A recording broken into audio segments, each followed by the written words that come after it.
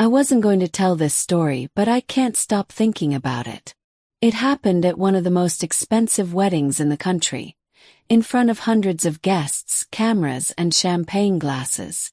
A woman in a maid's uniform was slapped across the face by the bride-to-be for a mistake she didn't even make. Everyone froze. Nobody said a word.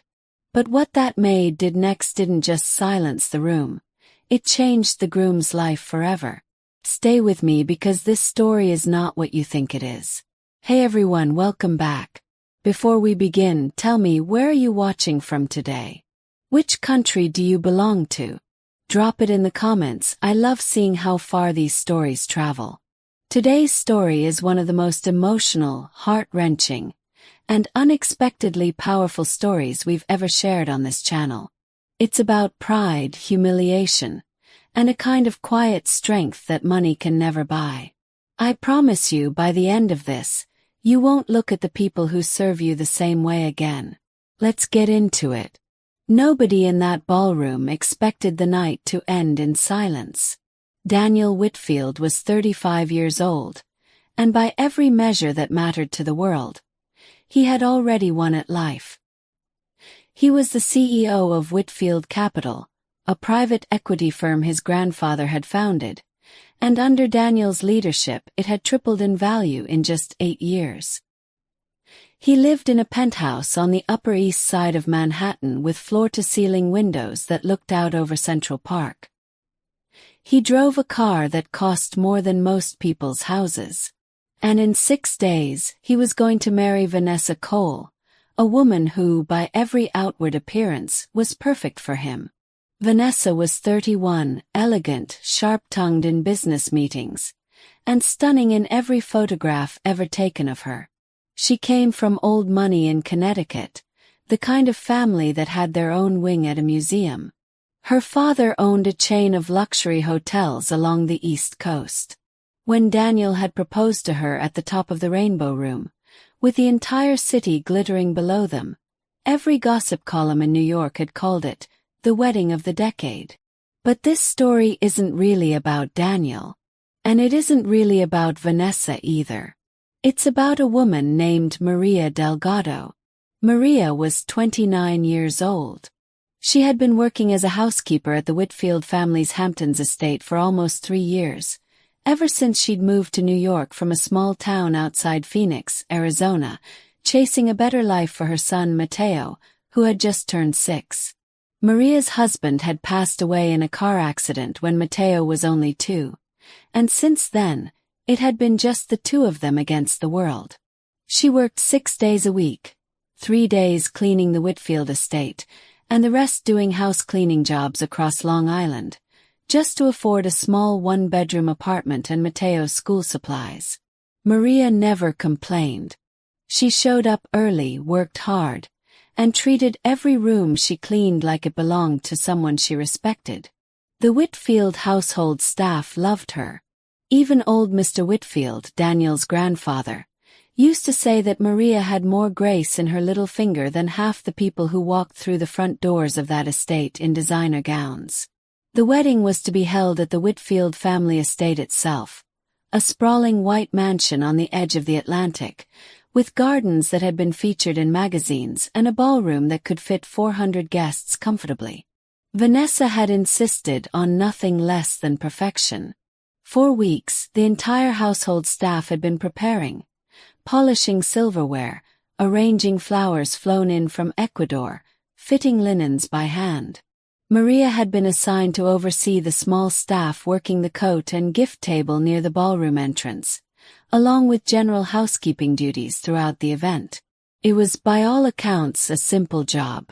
Greet guests, take their coats, make sure the gift table stayed organized, stay quiet, stay invisible. That was the unspoken rule at events like this. The help was supposed to be seen but never truly noticed. But on the night of the rehearsal dinner, 6 days before the actual wedding, something happened that would change everything. It started with a necklace. Vanessa had brought an heirloom necklace to the estate that evening, a family piece worth close to $200,000, a gift from her grandmother that she planned to wear on her wedding day. She had left it, carelessly, on the vanity table in the guest suite where she was getting ready, surrounded by dozens of other jewelry boxes, perfume bottles and makeup cases. When it came time to leave for dinner, the necklace was gone. Vanessa tore the room apart. She screamed for the wedding planner. She screamed for security. And within minutes, in front of nearly 30 guests who had gathered early for the rehearsal, she screamed for the household staff to be lined up in the hallway outside the guest suite. Maria was one of 6 staff members brought in for questioning. She stood there, hands folded in front of her uniform, calm on the outside even as her heart pounded. She had done nothing wrong. She hadn't even been assigned to that wing of the house that day. But she also knew, from bitter experience, that calm didn't always matter when someone powerful was angry and looking for someone to blame. Vanessa marched down the line of staff members like a general inspecting soldiers. Her face flushed with fury, mascara starting to smear from angry tears. She stopped in front of Maria last. "You," she said, her voice sharp enough to cut glass. "You clean this wing sometimes, don't you?" "Not today, ma'am," Maria said quietly. "I was assigned to the East Garden and the kitchen prep this morning." "That's not what I asked you," Vanessa snapped. The room had gone very quiet. Daniel, who had been standing near the staircase talking with his best man, turned when he heard his fiancée's raised voice. He began walking toward the hallway, his expression shifting from confusion to concern. But before he could reach them, Vanessa's hand shot out. She slapped Maria across the face, hard enough that the sound echoed down the marble hallway, hard enough that 2 of the other staff members gasped audibly, hard enough that Maria's head turned sharply to the side. For a moment nobody moved. Nobody breathed. Maria slowly turned her face back to Vanessa. There were tears welling in her eyes, not from the physical pain, but from something deeper, the humiliation of being struck like a disobedient child in front of dozens of strangers, for a crime she hadn't committed. "I did not take your necklace," Maria said, her voice trembling but steady. "I would never." "Then where is it?" Vanessa shrieked. "Someone in this house stole from me, and I want it found tonight." Daniel finally pushed through the small crowd that had gathered. "Vanessa, what is going on? Did you just hit her?" But Vanessa didn't answer him. She was staring at Maria, waiting, daring her to say something back, to give her a reason to escalate further. And what Maria did next stunned everyone in that hallway, including Daniel. She didn't cry out. She didn't beg. She didn't run away in shame like everyone expected. She looked Vanessa dead in the eyes, and in a voice that was calm, clear, and carried further than anyone expected, she said something that would echo through that house for weeks to come. But to understand what she said, and why it mattered so much, you first need to understand exactly who Maria Delgado really was, and what she had already survived long before she ever set foot in that mansion. Because this story is only just beginning. 3 years earlier, Maria had been a completely different person, or at least that's how it felt to her now. Back in Phoenix, she had been married to a man named Carlos, a construction foreman with a laugh that filled up entire rooms and a habit of bringing home flowers for no reason at all. They had a modest house with a small backyard where Mateo used to chase lizards in the summer heat. Life wasn't glamorous, but it was good. It was theirs. Then, on a Tuesday evening in early spring, a drunk driver ran a red light on Camelback Road and hit Carlos's truck head-on. He died before the ambulance even arrived. Maria remembers almost nothing about the days that followed. A blur of funeral arrangements, sympathy casseroles left on the porch, and Mateo, only 2 years old at the time, asking again and again when Daddy was coming home. What she does remember, painfully clearly, is the moment 3 months later when she opened an envelope from the bank and realized that Carlos's life insurance policy had lapsed 2 years earlier because of a paperwork error neither of them had ever caught. There was no payout. There was nothing. Maria was 26 years old, a widow, a single mother, and suddenly facing eviction from the only home her son had ever known. She sold almost everything they owned. She packed what remained into a used minivan she bought for $800, strapped Matteo into his car seat, and drove across the country to New York, where a cousin had told her there were housekeeping jobs that paid enough to actually save money, if you were willing to work hard enough. Maria was willing. She took every job she could find. Some families were kind to her. Some treated her like she was invisible, or worse, like she was beneath basic human decency. She learned quickly which kind of employer she was dealing with within the first 5 minutes of meeting them. The Whitfield estate had been different from the start. Old Mr. Whitfield, Daniel's grandfather, a widower in his 80s who still oversaw much of the household even though Daniel now ran the business, had interviewed Maria himself. He'd asked about Matteo. He'd asked about Carlos. He had listened, really listened, in a way most wealthy employers never bothered to. "You'll be treated with respect in this house," he had told her that day. "Or you tell me, and whoever disrespected you will answer to me personally." For 3 years that promise had held. The staff treated each other like family. Daniel, when he was around, was polite and generous, always remembering the names of the household staff's children, always leaving generous bonuses at Christmas. Maria had begun cautiously to feel like maybe, just maybe, the world hadn't completely turned against her after all. Then Vanessa Cole entered the picture 18 months ago. From the very beginning, something about Vanessa unsettled the staff. She was polite in front of Daniel and his grandfather, always smiling, always saying the right things. But the moment those 2 men left the room, her demeanor shifted entirely. She spoke to the household staff like they were pieces of furniture that occasionally needed to be told to move. She complained constantly to the head housekeeper about things that were never actually wrong. She once had a maid fired for breathing too loudly while cleaning near her during a phone call, a firing that old Mr. Whitfield quietly reversed the following week without Vanessa ever finding out. Maria had tried for a year and a half to simply stay out of Vanessa's way. She did her job well. She kept her head down. She told herself that in a few months, once the wedding happened and Vanessa moved into her own separate wing with Daniel, things would settle into a routine, and maybe Vanessa's sharper edges would soften once she felt more secure in her new life. She had been wrong. Now, standing in that marble hallway with a red handprint blooming across her cheek, Maria understood something with total clarity for the first time. Vanessa Cole did not see her as a person. She saw her as an object to blame, a body to punish, a convenient target for whatever anger or embarrassment she couldn't direct anywhere else. And Maria was done being that target. "I did not take your necklace," Maria repeated, louder this time, her voice steady despite the tears in her eyes. "And I am not going to stand here and let you humiliate me in front of these people for something I did not do." Vanessa's mouth opened, ready to fire back with something cruel. The staff around them could see it building in her expression, the way her jaw tightened, the way her eyes narrowed with practiced contempt. But before she could say a word, Daniel stepped fully into the space between them. "Enough," he said, and his voice carried an authority none of the staff had ever heard from him before. Not toward Vanessa, anyway.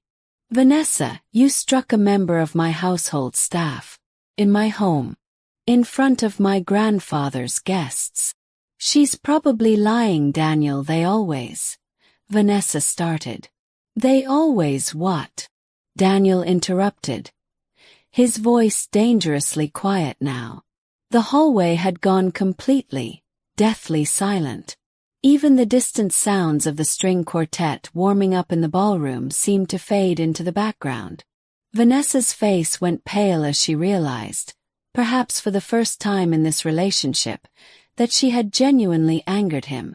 "I want this handled," she said instead, trying to regain footing. "My grandmother's necklace is missing, Daniel. $200,000. Someone in this house is a thief." Daniel turned to Maria. "Maria, I am so sorry. Are you all right?" Maria wiped at her cheek, more out of habit than actual need. The sting had already begun to fade, but the humiliation had not. "I'm fine, Mr. Whitfield," she said quietly. "I would like to go back to work now, if that's all right." "It is not all right," Daniel said. "Nobody is going back to work until this is sorted out properly. And I don't mean by lining up terrified staff members in a hallway like criminals." He turned to his head of security, a stern, gray-haired man named Frank who had worked for the Whitfield family for over 20 years. "Frank, pull the hallway camera footage from the guest suite corridor. All of it, starting from this morning." "Right away, sir," Frank said, already moving. Vanessa's face shifted again, this time unmistakably into something that looked a great deal like panic. "Daniel, that's not necessary. I'm sure the footage will just show." "Show what, Vanessa?" Daniel asked, his eyes locking onto hers with an intensity that made even the onlooking guests shift uncomfortably. "What exactly do you think the footage is going to show?" Vanessa didn't answer. And in that silence, something in Daniel's expression changed completely. Like a man realizing, all at once, that the woman he was about to marry might be someone he never truly knew at all. The security footage took almost 45 minutes to pull up, and during that time, the rehearsal dinner guests were quietly ushered into the ballroom to wait, sipping champagne with a kind of tense, whispered curiosity that only comes from witnessing the beginning of a scandal firsthand. Meanwhile, Daniel, Vanessa, Frank the head of security, and Maria gathered in Mr. Whitfield's private study, along with old Mr. Whitfield himself, who had been informed of the incident and had come down from his room specifically to be present. He sat in his leather armchair, cane resting against his knee, watching the unfolding scene with the sharp, patient eyes of a man who had built and protected an empire for 60 years. "Play it," Daniel said. Frank pulled up the footage on the study's large monitor. The timestamp read 4:12 p.m., nearly 2 hours before the alleged theft would have been discovered. The camera showed the hallway outside Vanessa's guest suite. The door was slightly ajar. At 4:14, Vanessa herself walked into frame, entering the suite. She stayed inside for 6 minutes. At 4:20, she walked back out, and in her hand, though slightly obscured by the angle, was something small and glittering, which she slipped into the outer pocket of the garment bag she was carrying. The room went completely silent. That's not what it looks like," Vanessa said quickly, her voice suddenly small in a way nobody in that room had ever heard from her before. I was checking on the necklace, making sure it was safe. I put it somewhere else for safekeeping, that's all." "Where?" Daniel asked. Silence. "Vanessa, where is the necklace right now?" Her hands were trembling. For a long moment she said nothing at all, staring down at the expensive rug beneath her expensive shoes, and the entire room understood, with sickening clarity, exactly what had happened. "I needed the insurance money," Vanessa finally whispered. Mr. Whitfield's cane tapped once against the floor, sharp and final, like a judge's gavel. "Explain," Daniel said, his voice barely above a whisper now, more devastating than any shout could have been. And so, haltingly, with tears streaking down her carefully applied makeup, Vanessa Cole told the truth for what may have been the first time in her adult relationship with Daniel Whitfield. Her family's hotel empire, the one everyone assumed was thriving, the one that had funded her entire lavish lifestyle, was drowning in debt. Her father had made a series of disastrous investments over the past 3 years, and the family had been quietly liquidating assets to stay afloat, hiding the truth from the public and from Daniel, terrified that news of their financial collapse would destroy both the family name and Vanessa's engagement to one of the wealthiest men on the East Coast. 6 weeks ago, Vanessa had discovered that her family was on the verge of losing their flagship hotel in Newport entirely. In a moment of desperation, she had come up with a plan: report her own heirloom necklace as stolen, collect the insurance payout, nearly $200,000, and quietly funnel the money to her father to buy just enough time to save the hotel, all while pinning the blame for the theft on household staff who would have no way of proving their innocence and no resources to fight back against accusations from a family as powerful and connected as the Coles. It hadn't even been about Maria specifically. Maria had simply been standing closest, most convenient, most powerless to defend herself in that moment. Exactly the kind of person Vanessa had been counting on all along to take the fall. "You were going to let an innocent woman be fired, arrested even, for a crime you invented," Daniel said slowly, each word landing like a stone. "You slapped her. In my home. For a lie you created, to protect a secret you never once thought to share with me. Daniel, I was scared, I didn't know what else to. You didn't think to come to me?" Daniel's voice finally broke, not into anger, but into something that sounded almost like grief. "I would have helped your family. I would have found a way. Instead, you decided to destroy an innocent woman's life and career to cover for it." Vanessa had nothing left to say. Mr. Whitfield rose slowly from his chair, using his cane for support, and turned to face Maria directly for the first time since the meeting had begun. "Maria," he said gently, "I owe you a very sincere apology. This should never have happened to you in my home, under my roof." Maria, who had been standing quietly near the door through the entire revelation, feeling the weight of the past 2 hours pressing down on her chest, finally allowed herself to breathe. "Thank you," she said softly. "But I don't need an apology from you, sir. You've always treated me with respect." She turned then and looked directly at Vanessa, not with anger, though she had every right to feel it, but with something closer to sorrow. "I hope you find a way to help your family," Maria said. "I do. But you didn't need to hurt me to do it. You could have just asked for help." It was perhaps the most devastating thing anyone said in that room all evening, not out of cruelty, but out of a kind of grace that Vanessa clearly hadn't expected, and clearly didn't feel she deserved. Daniel turned to Frank. "Cancel the wedding arrangements. All of them. I'll handle the guests myself." "Daniel," Vanessa started. "I need you to leave," he said quietly. "Tonight. I'll have your things sent to your father's house." And with that, 6 days before what was supposed to be the wedding of the decade, Daniel Whitfield ended his engagement. Not because of the missing necklace, and not entirely because of the lie, but because of what that lie had revealed about the character of the woman he had almost spent the rest of his life with. But this story doesn't end with a cancelled wedding.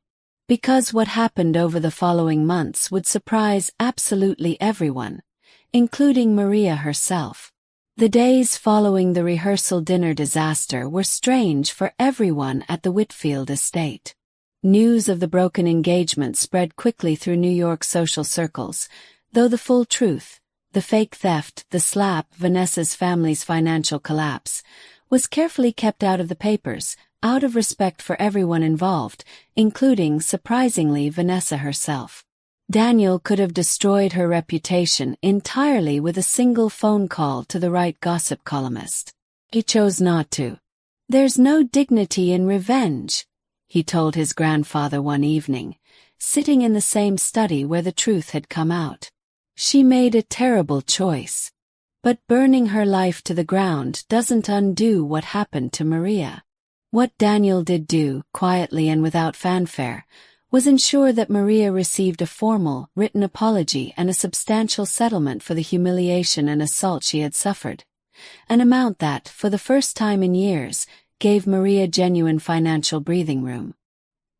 He offered to cover Matteo's education, all the way through college, in a trust that couldn't be touched or taken away no matter what happened in the future. Maria, to everyone's surprise, initially refused the money.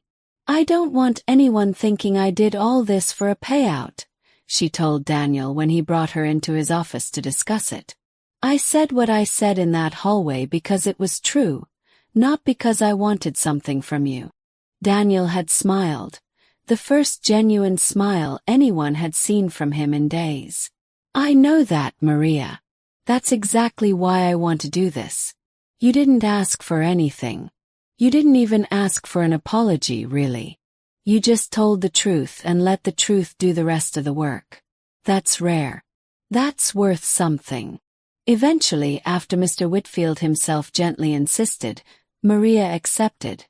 Not as charity, she came to understand, but as simple, overdue justice.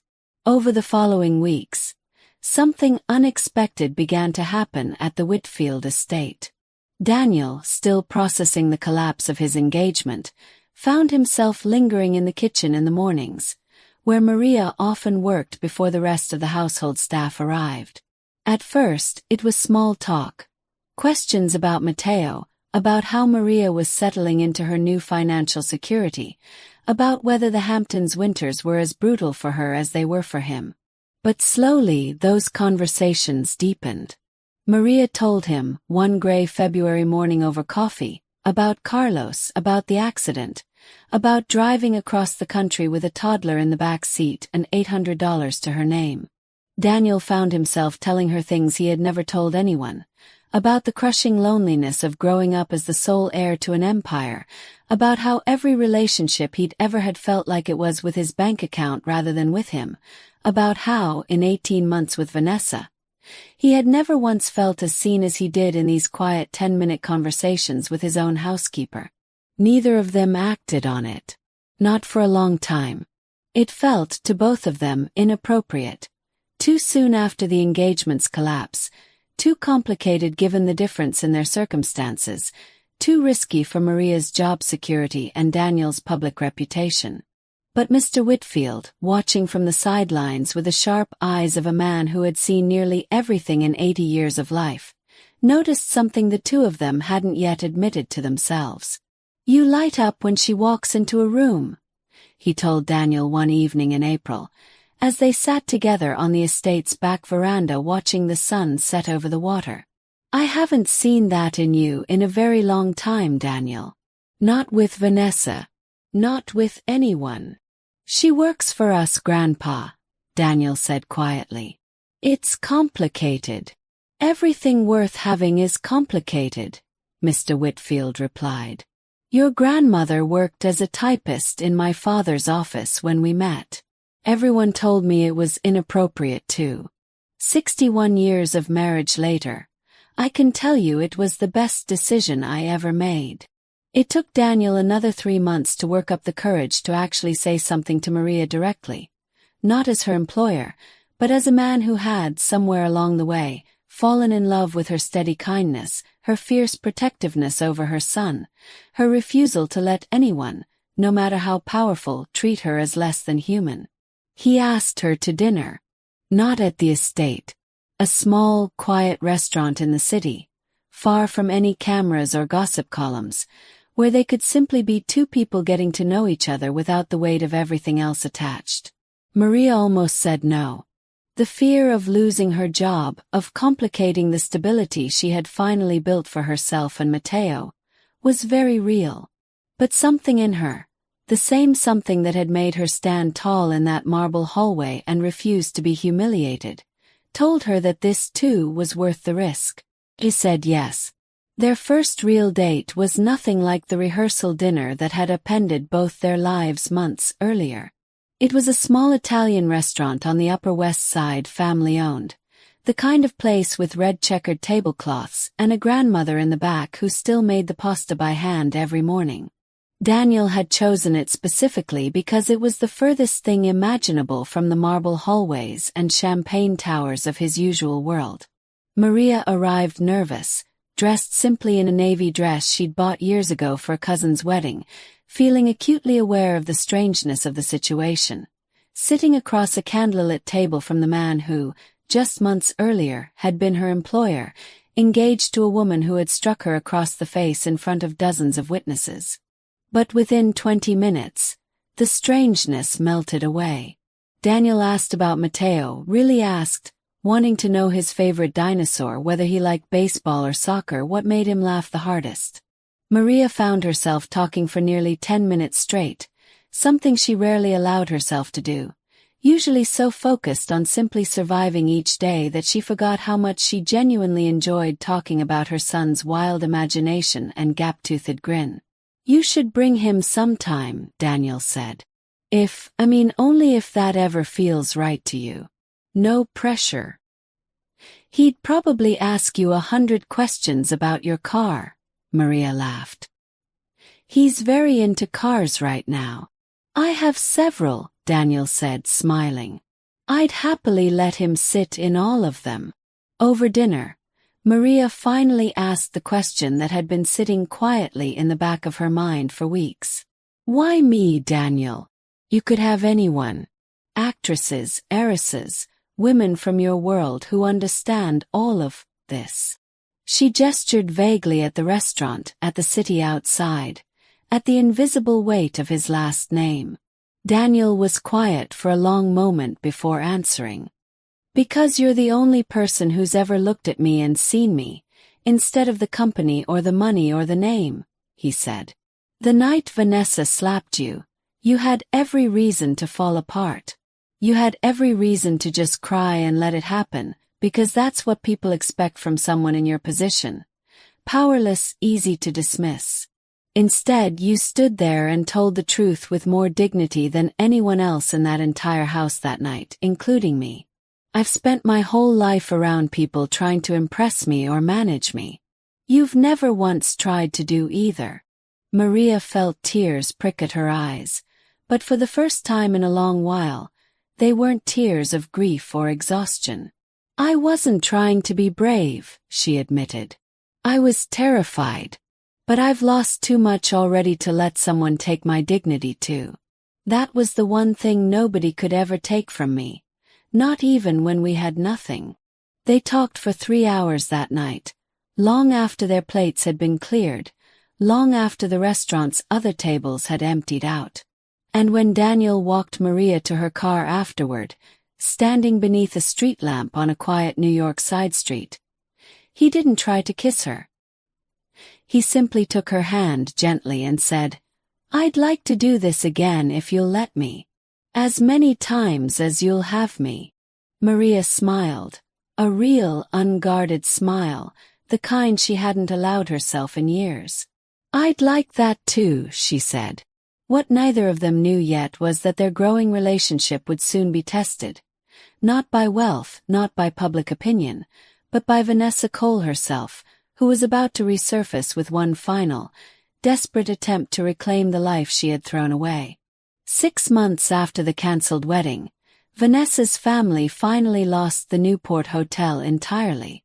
Despite the insurance fraud attempt, despite every desperate maneuver her father had made, the debts had simply been too large to outrun. The Cole family name, once synonymous with East Coast luxury, was quietly, humiliatingly, sold off piece by piece. Vanessa, who had spent the months since the broken engagement largely out of the public eye, reappeared that autumn with a very specific goal in mind: winning Daniel back.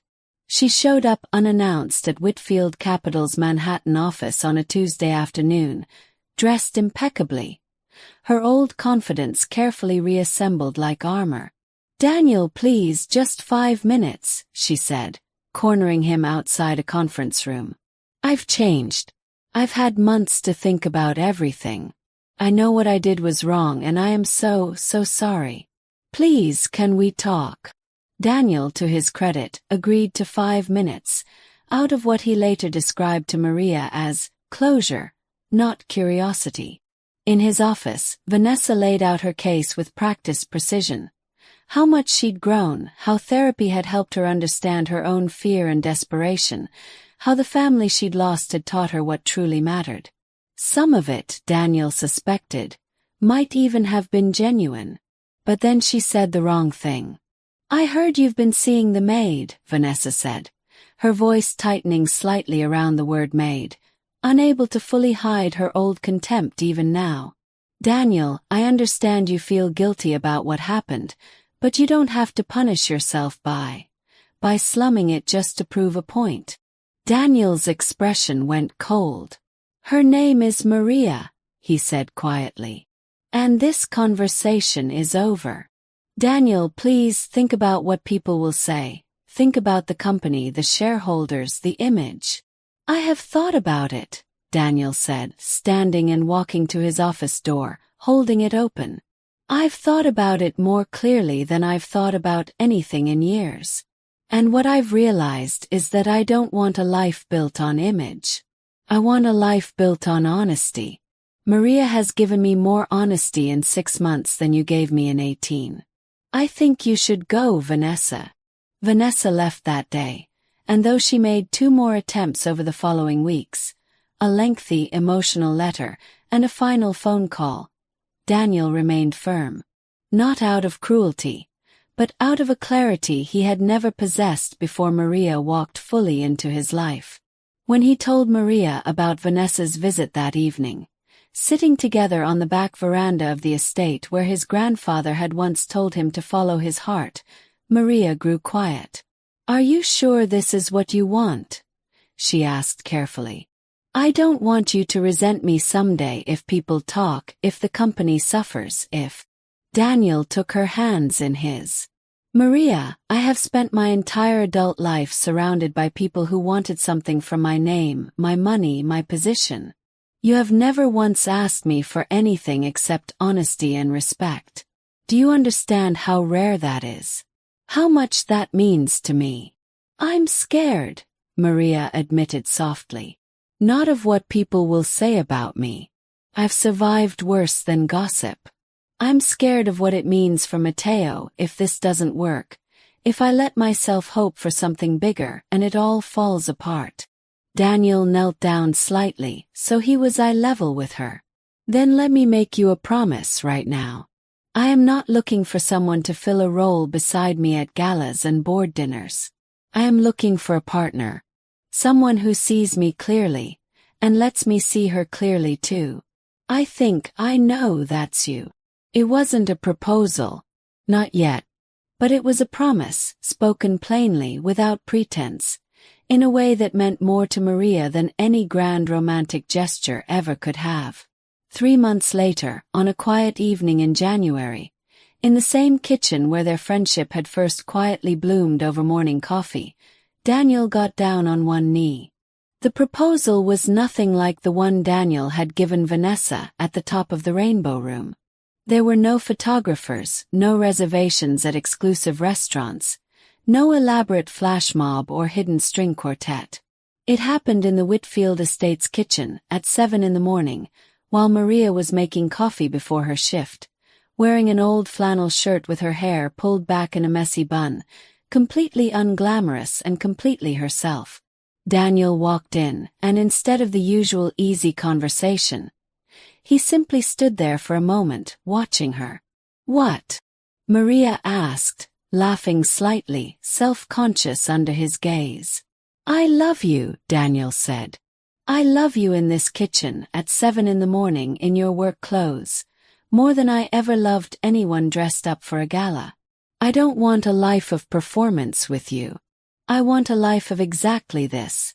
Quiet mornings, real conversations, someone who sees me and lets me see her."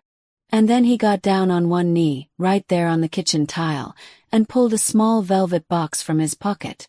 Not an heirloom this time, but a ring he had chosen entirely on his own, simple and elegant, nothing like the ostentatious pieces Vanessa had always favored. "Maria Delgado, will you marry me?" Maria stood frozen for a long moment, coffee pot still in hand, tears streaming down her face before she even managed to answer. Matteo, who had wandered into the kitchen sleepily for breakfast, stopped in the doorway, wide-eyed. watching his mother cry happy tears for what might have been the first time in his young life that he could remember. "Yes," Maria finally said, setting the coffee pot down with trembling hands. "Yes, of course, yes." Matteo, not entirely understanding the full weight of the moment but sensing it was a happy one, ran forward and hugged both of them at once, and Daniel scooped the little boy up along with Maria, holding them both, laughing through his own tears. Old Mr. Whitfield, who had conveniently been informed of Daniel's plan the night before and had positioned himself just outside the kitchen door to witness the moment, wiped his own eyes and murmured to himself, Finally, this family gets it right." News of the engagement did make its way into the papers eventually. It was impossible to keep something like this entirely private, given Daniel's prominence. And predictably, some corners of New York society sneered, whispered about the maid who trapped a billionaire, painted Maria as some kind of calculating opportunist despite the fact that she had refused Daniel's financial help for weeks before finally accepting it, despite the fact that their relationship had grown slowly, honestly, over months of quiet mornings rather than any grand scheme. But something remarkable happened alongside the gossip, the story of what had actually happened. Vanessa's staged theft, the slap, Maria's quiet dignity in the face of humiliation, eventually did leak, not through Daniel's doing, but through a former household staff member who had witnessed the entire rehearsal dinner disaster and felt Maria deserved to have the true story told. Public opinion shifted almost overnight. Maria went from the Maid to, in the eyes of millions who read the story online, a symbol of quiet strength and unshakable integrity. A woman who had been struck, humiliated, and falsely accused, and had responded not with rage or revenge, but with simple, unwavering honesty.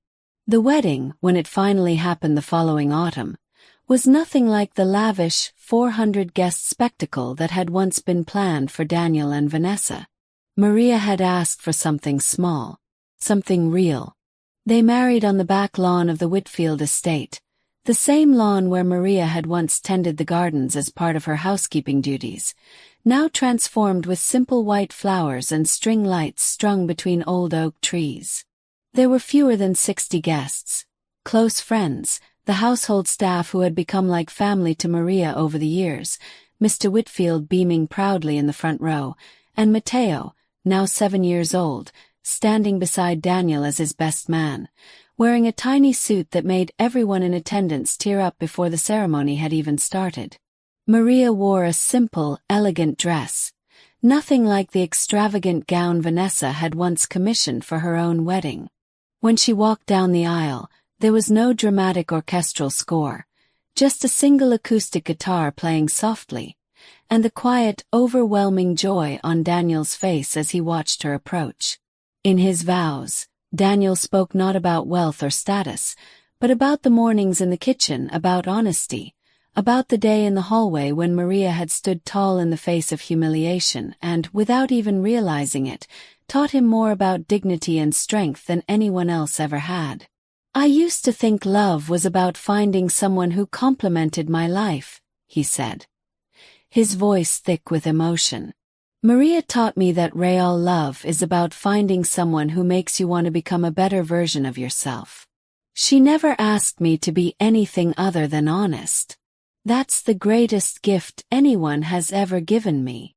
Maria, through tears, spoke about Carlos, about the years of struggle and grief and exhaustion, about the moment in that marble hallway when she had almost let herself believe, for just a second, that she truly was as powerless as the world had told her she was, and how Daniel's simple act of standing beside her that night, believing her without hesitation, had reminded her that dignity was never something that could be given or taken away by anyone else.